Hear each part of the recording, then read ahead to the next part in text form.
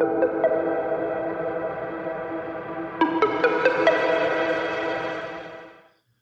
this video, we're going to talk about the 2 3/4 inch Dragon Slayer and the tips and tricks on how to fish them and rig them. So this is a 2 3/4 inch soft plastic bait that does need to be fished with a floating jig head. We have these on our website. They are sold separately and you can choose the size. So let's talk the 3 different sizes. This is a number 4.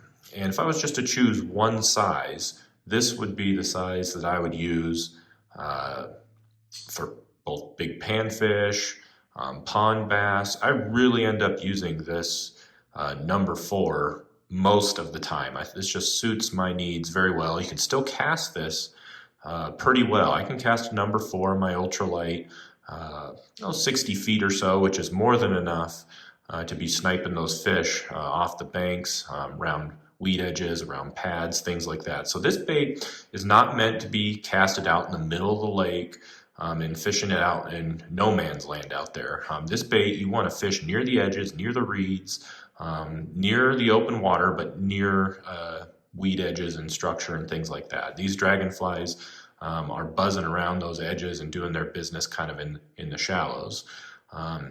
We do offer 2 other sizes. We have a number 2. So this size is really good for bass. Really big panfish will be able to get a hold of this. I've caught some really giant panfish on a number 2, but this would be one that I would bring to a pond when I'm only targeting bass. And let's say there might be some larger bass in there, 3, 4, 5 pounders. A number 2 will suit you well for those situations. It still floats well. It still stays up on the water surface tension. The number 4, I still think, because there's just less weight to the hook, I still think that number 4 will actually float a little better than that number 2. The number 2, that little bit of added weight, you'll have to keep your rod tip up and pop this bait up every once in a while if it starts getting sucked down a little bit. Now, we do have this giant size here, this 1/0. Now, there is a disclaimer with this size. This one, since the hook is so large, the butt will tend to sink. This head floats just fine. That sucker's not sinking. But the bend of this hook will cause this bait, the tail of this bait, to sink. But that's okay. This is meant for larger lakes, much larger fish. You can tackle a big giant bass with this heavier wire hook. But it is made to be fished on the skidder, on the move. Because if you stop moving this bait, it'll just the butt will just start to do this and it'll just sink. So if you fish this on the move, on the skidder, and you keep your rod tip up as you skidder this, this will be just perfect for bigger bass and bigger lakes. But you just gotta keep it moving. Now all these foam jig heads will accept a Sharpie marker pretty good. That's what I did here, this black one here. I just carry a Sharpie in my pack and I just Sharpie them up and color them. You can use brown ones, you can use red ones. I usually just use a black one myself. Now also rigging these, you can see here, you want this bait to go all the way up over this foam collar. So when I rig it, I make sure that I slide it all the way over the collar. Now on this 1/0, you will reach back into the tail here a bit, which makes it a little bit more difficult to rig. The number 4 is the easiest to rig because he just pokes right back out at the back of the body, so it's real easy just to rig it, find the end of that little grub body, and you have a perfect fit. And the number 2, you'll reach back into the tail a little bit as well, which does make it just a little more difficult if you're new to rigging plastics. It is more difficult to rig these thinner areas, so just keep that in mind. If it was me and I was newer, I would just buy some 4s, maybe grab 1 pack of 2s if you really think you're going to be coming across some bigger fish. But I have caught 4 and 5 pound fish on this number 4. So now another tip is this foam on these jig heads. You do not want to leave these rigged up for long periods of time. This foam will chemically react with this soft plastic over time. I'm talking weeks, months. So the idea is when you're done fishing them, pull these Dragon Slayers off of that foam and store them separately.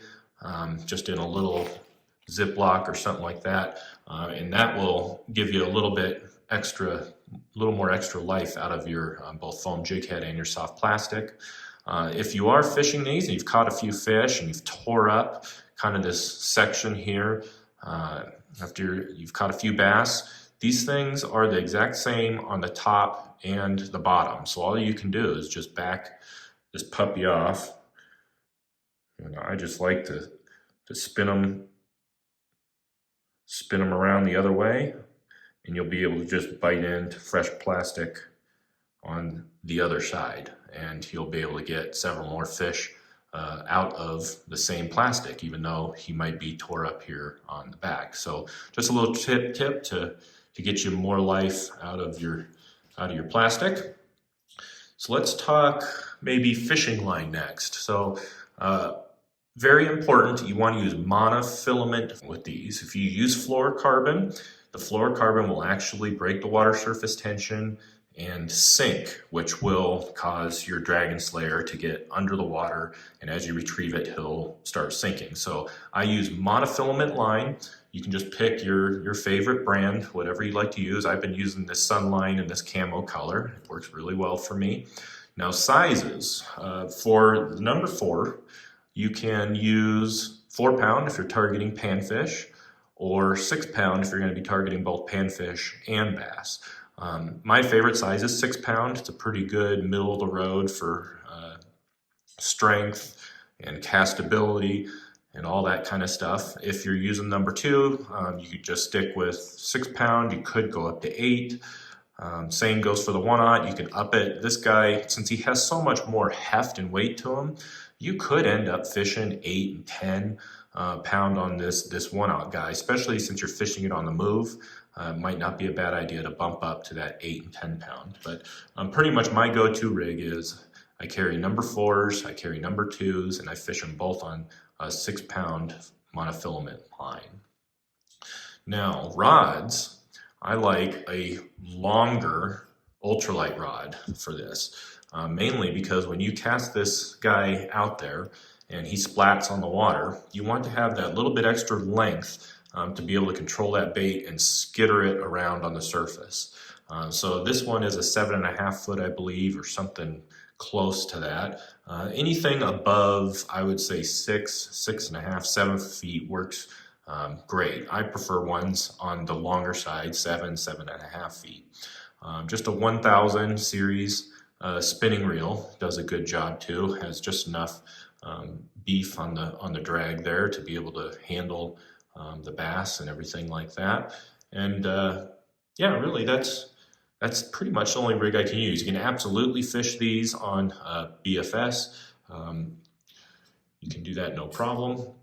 Now, as far as techniques go, when I first cast this puppy out there, I'll find kind of a weed edge or something like that. I'll cast past that weed edge, and you want to let this thing hit the water and splat. And your first instinct will be to immediately start retrieving it back. You don't necessarily have to do that. Just let it splat. So many of those fish hear that splat or feel that splat, and they rush over to check it out. But it takes them 5-10 seconds to come and find it. So when I first cast it out there, I just let it splat, I let it sit, and I can actually sometimes even see the fish come over for it.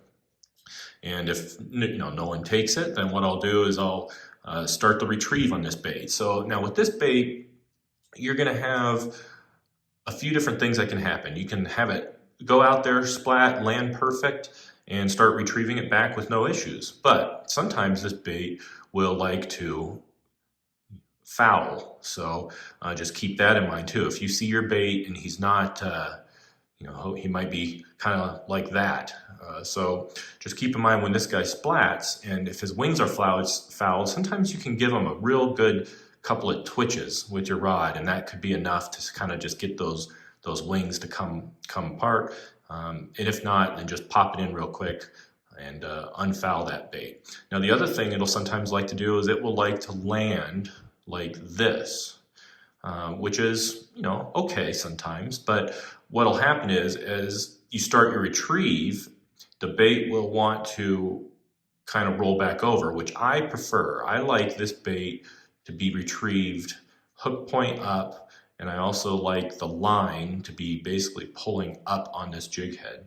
So the idea is sometimes when you throw it out there, this bait will land like this. Just let it sit for a second, and then you can do kind of a little twitch with your rod or a couple twitches with your rod, and what it'll do is it'll start the bait to do this, and then just give it a second or two, and you'll actually be able to see it out there in the water. It'll actually turn itself, and it'll do this. And then you can start your twitch.